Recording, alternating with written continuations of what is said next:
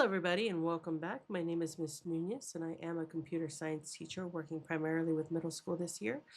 Today, we're going to tackle lesson 20 on collision detection, and this is part of the interactive animations and games unit, which is part of the CS Discoveries curriculum. And so, what we're going to be doing is learning how to make two objects understand that they have just touched each other in the program, which can lead to a lot of really awesome game concepts. So we're going to get started today. We're going to look at lesson resources first. So let's open that up.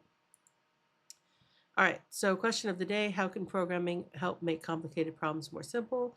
In this lesson, you will learn about collision detection by exploring how a computer could use math, the sprite location, and size to detect whether sprites are touching.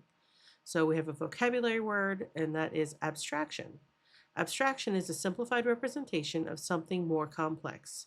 Abstractions allow you to hide details to help you manage complexity, focus on relevant concepts, and reason about problems at a higher level.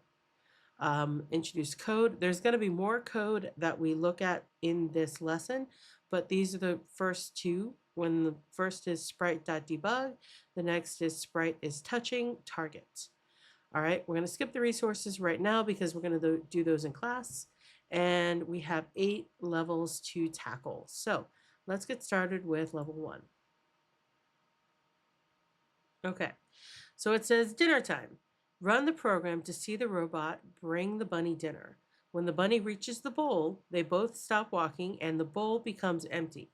What code do you think would help the computer know if two sprites were touching?